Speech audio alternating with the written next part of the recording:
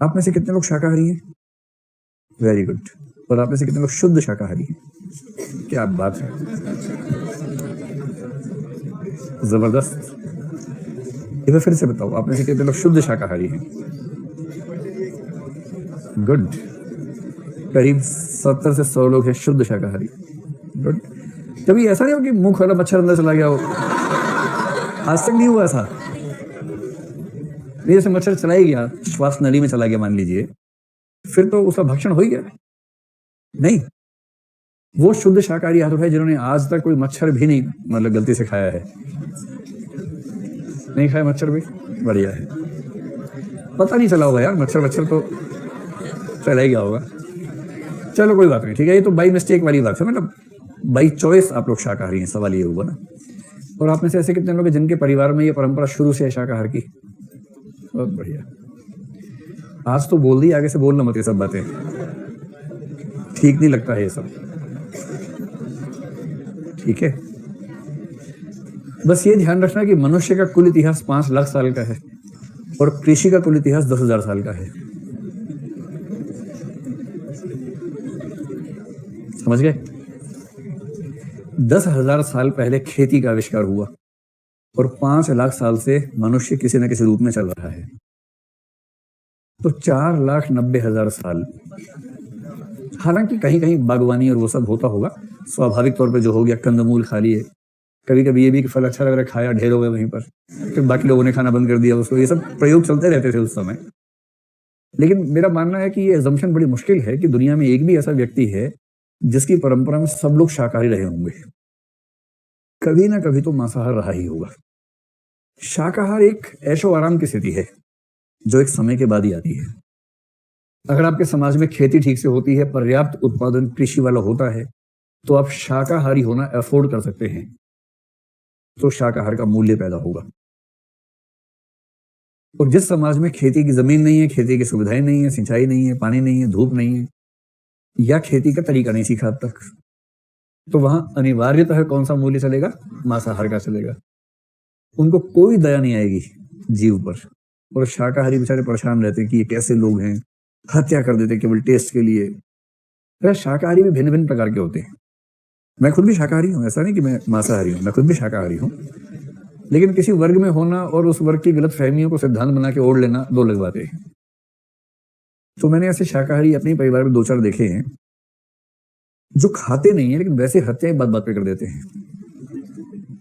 जैसे वो साल में कम से कम 2 बार अपने घर पर, वो क्या बोलते हैं उसको, कि सारे कीटाणुओं को मारने के लिए जो करवाया जाता है, पेस्ट कंट्रोल, पेस्ट कंट्रोल करवाते हैं।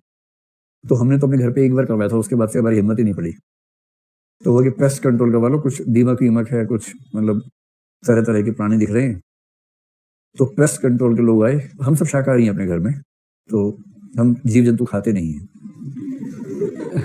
सच कह रहा हूँ, नहीं खाते हैं, झूठ नहीं बोल रहा हूँ, नहीं खाते हैं। मतलब हमारा एक बेटा है, वो बीच बीच में कभी कभी खा लेता, मुझे पता है उसके बारे में, लेकिन वैसे सैद्धांतिक रूप से वो भी शाकाहारी है। व्यावहारिक रूप से मुझे पता है कि उसका थोड़ा, उसके दोस्त वो सारे वही हैं, तो वो भी हाथ साफ कर लेता है बीच बीच में। लेकिन मैंने कह रखा है कि डरने की जरूरत नहीं है कि बाप क्या बोलेगा, क्योंकि बता देना तो बता देता है, मतलब छोड़ता नहीं है, बता देता है उसके बाद वो। नहीं, घर पे नहीं बनवाते हम, वो हमारे लिए बड़ा मुश्किल है। बहरहाल, तो जब पेस्ट कंट्रोल हुआ तो उसके बाद शाम को झाड़ू लगी घर में, हर जगह, अलमारी के नीचे, पलंग के नीचे, यहाँ वहां, दरवाजे के पीछे। और मैंने हल्का फुल्का काउंट करने का प्रयास किया, तो कम से कम 7,000 प्राणी मरे थे उस दिन। जैसे मक्खी, कीड़े मकोड़े, चींटियां तो कम से कम 1000 तो चींटियां ही होंगी। अगर आप अपने घर पे 2, 4, 5 साल के अंतराल पे पेस्ट कंट्रोल करवाने के बाद, आप जिस घर में रहते हैं मकान मालिक से बोलिए बार करवा दीजिए। मेरा अनुमान है कि एक फ्लोर जो मुखर्जी नगर में होता है 160 गज वाला, करीब 1500 स्क्वायर फीट वाला, अगर 3-4 साल से नहीं हुआ है ये काम, तो हर 2-3 महीने में होगा तो 500-700 मिलेंगे। अदरवाइज 5-7 हजार प्राणी उस दिन मरेंगे कम से कम। अब वो होंगे चींटी और वो जो टिड्डा, उस तरह के जो नहीं होते हैं, वो सब होंगे जो सुंदर नहीं है, जिनको देख के दया नहीं आती। वो इतना छोटा दया नहीं आती, चींटी पे दया नहीं आती, बहुत छोटी है ना। दया के लिए थोड़ा बड़ा सा हो, चिल्लाए जोर जोर से, उसे खून बहता हुआ दिखे तो दया आती है। चींटी हमारी खून में निकला, दया नहीं आती है। मच्छर तो शाकाहारी लोग भी धनाधन मारते रहते हैं, कोई बहुत फर्क नहीं पड़ता है।